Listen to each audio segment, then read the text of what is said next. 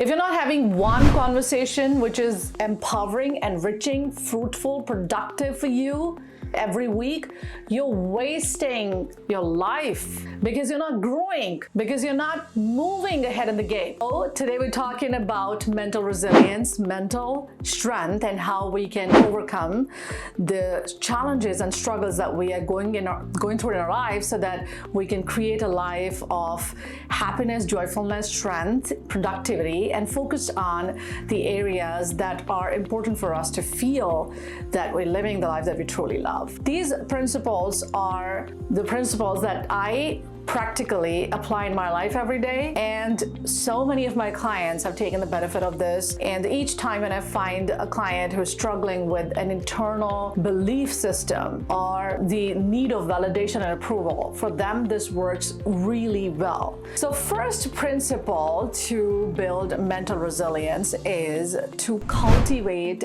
strong relationships. Cultivate support group. We have a set of friends that we are dealing with since decades. And at times when we start to choose a different path, we notice that some of our friends don't like it. They start to blame us. They start to complain that you don't spend enough time with me anymore, or your priorities have changed. I'm not in the hit list for you anymore. You don't call, you don't spend that much of time. And this blame makes you feel more guilty. It has happened in my life, and I'm sure it has happened in your life as well. In all honesty, when I talk about support groups, when I talk about the people that you need to hang out with in order for you to feel that you are growing, that you are becoming stronger, that your network is supporting you, can only happen when you step out of your comfort zone and really invest in relationships where you're getting the value in way of either emotional nurturing, in a way of sharing your common values, ideas, or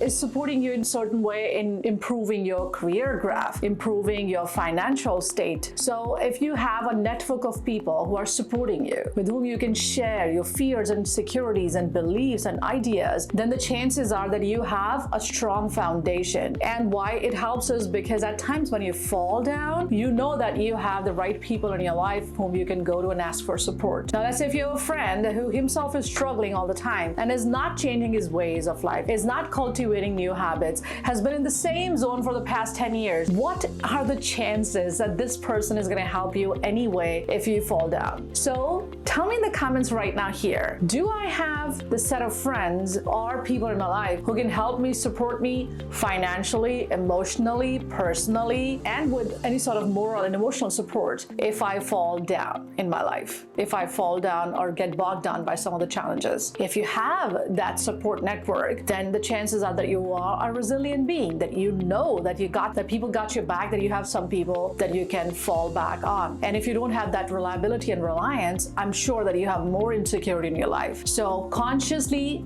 building those relationships that are going to be creating that foundation of support for you in your life will help you take more risk, will help you step out of the comfort zone, will help you make more money. And if you agree with this thought, let me know in the comment section here. Type in, yes, Simi, you're so right. It has happened in my life, and I am consciously working on building support groups that are going to be helping me build a strong foundation. The second principle is to build gratitude practice. Having a state of mind where you feel thankful for the things that you already have, the things that you cherish in your life at present, but you take them for granted. Complaints are somewhere in the subconscious mind always creating this nonsense idea that you are limited, that you're not enough, that others have a better life than you, that you should be growing faster. And I'm not saying you are the only culprit of that. At times, I also fall into these pits where I'm constantly comparing myself with others. But I want to remind you that if you start to focus on what is it that you already have and you're cherishing in your life, and the things that are important for you are already there. Your kids, your family, your relationships, the people that you care about, the people who you love, then automatically you start to notice that there's so much of goodness around you that is already here in this very moment. And the goodness that you have is the building block, is the gateway to attract more abundance in your life. It's a gateway to attract more of whatever it is that you're thankful for. If you're thankful for the job that you have, then the chances are that you're going to grow faster because now you're attracting more opportunities of the job that you already are enjoying. People say that I don't like my career, I want to build a better career. Of course, you want to build a better career, but can you build a better career by being limiting, by not being grateful, by not saying thank you for the money that you are experiencing or you are gaining from this particular job? The truth is that if you're not grateful for what you have right now, you're not resilient, because when you talk about resilience, you're saying that I am optimistic about the things that are going to come in my life because I'm so thankful for what I have right now. I'm so thankful for what I have right now. Because of what I have right now, I have the resources to create more. So let's be here in this moment and write down in the comment section below, what are the things that you are thankful for in this moment? Your family, your loved ones, your job, the money in your bank, your health, your ability to enjoy the basics of life. Are you thankful for that? And that leads us to the third principle. The third profound principle that I've been advocating forever is finding your purpose. Finding your purpose. Why this is important is because without purpose, you never have first explode your potential. You don't know what is it that you are really here to make a mark. What is it that you're really here to do? And you don't stretch yourself beyond the comfort zone, because you can only stretch yourself beyond the comfort zone for the things that you truly, truly love. The things that you truly, truly love, you can stretch yourself for that. If you have emotional connection with your work, you do have a lot more energy and drive, and you would love to pour in your heart, energy, and spirit in making it happen. And life is full of complexities, and there are going to be curveballs all the time coming from different directions. So whether it's a career or a business or a job that you are actively participating in every day, if you don't feel that emotional connection, if you don't have the sense of purposefulness, then you'll find yourself getting demotivated, getting derailed, getting out of focus, lack of drive, discipline in your life, because you don't care about those things as much as you think that you do. Look for the purpose in your job. What is the value that you're adding in your life? What is the value that you're adding in other people's life? What is it that you're getting back by doing those activities? What is your big vision of doing what you do? When you have the purpose and you have more strength to overcome all these barriers that are a part of your life, making you feel that you can't handle so much just because your internal energy and values are not aligned with your daily activities. So the lesson here is to spend some time in discovering what you're really good at, what are your top values, what are some of the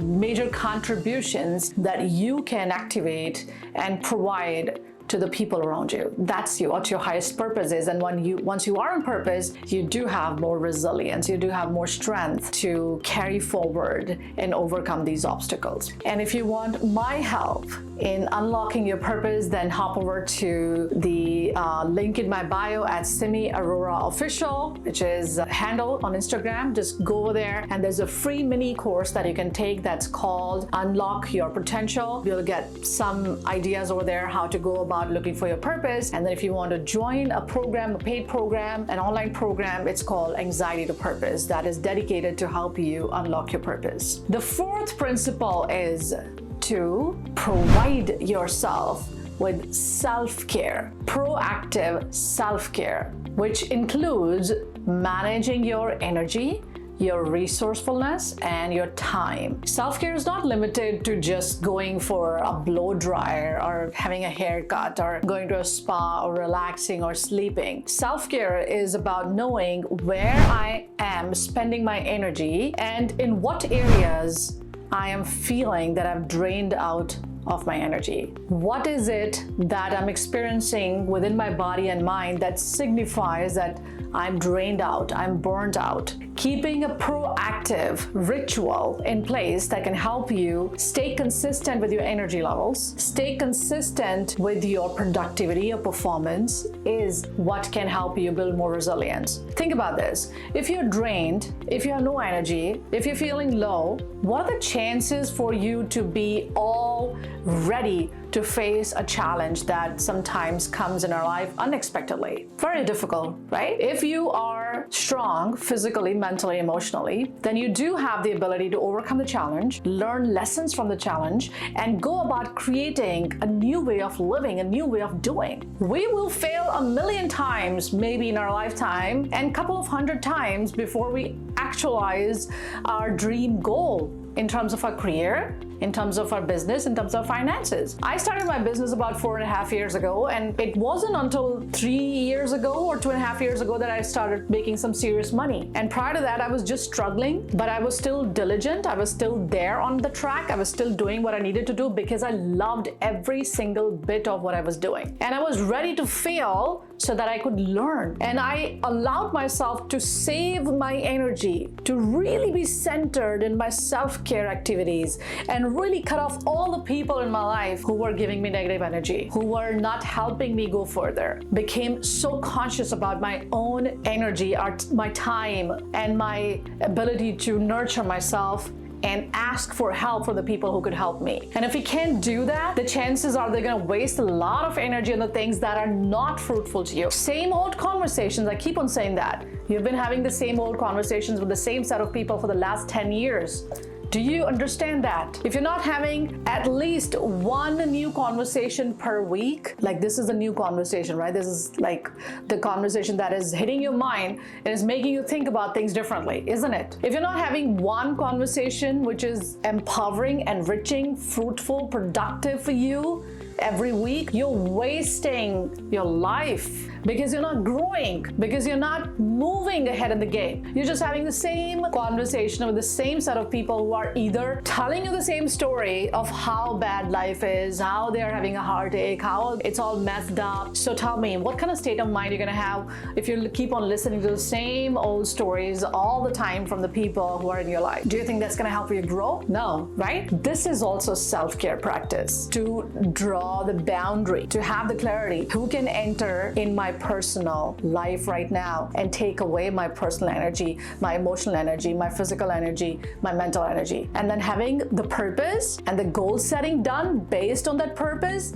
then you know how to allocate that energy. How to allocate the energy so that you can have the return of investment. What is the ROI of the energy that you're getting back? The energy that you're expending out and the energy that you're getting back. Extremely important part of self-care. So self-care is emotional self-care, it's mental self-care, it's physical self-care. Working out every day, 20-30 minutes of physical activity every day. Setting the discipline to wake up at the same time and sleep at the same time. Energize yourself with supplements and great diet and nutrition, and most importantly, staying away from distractions, not giving in to the short-term shiny objects and the time that you're spending on, having fastest growth possible. The things that sometimes people think, if I can do this for like 10 days, I'm gonna make so much of money. If I do this for just like 6 months, I'm gonna have a different career. And people keep on buying courses over courses over courses. That's not how success comes in our life. That's not how you become resilient. You become resilient when you're clear about your why. Why do you want something? Why is it important for you? What do you have to do to get there? What do you have to let go to get there? Where do you have to draw the clear boundaries? That's what is going to help you become more resilient and successful in your life in terms of your growth, financial success, your fame, your magnificence, your impact, your mission, your vision, whatever it is that you can call for. But you gotta be patient, you gotta be persistent, you gotta be strong. And that's why purpose becomes the most important thing here. Thank you so much for watching this video right here, because I know that a lot of you are watching this replay, and I am sure that you took some nuggets of wisdom. And do let me know in the comments below what are your takeaways from this discussion. What is something that you are looking to apply in your life and hopefully take the benefit, because without application there is no outcome. We need to apply this, because once we apply, we start to see the transformation that's going to show up in our experiences, in our physical health, in our mental health, and of course the relationships that we're building around with people.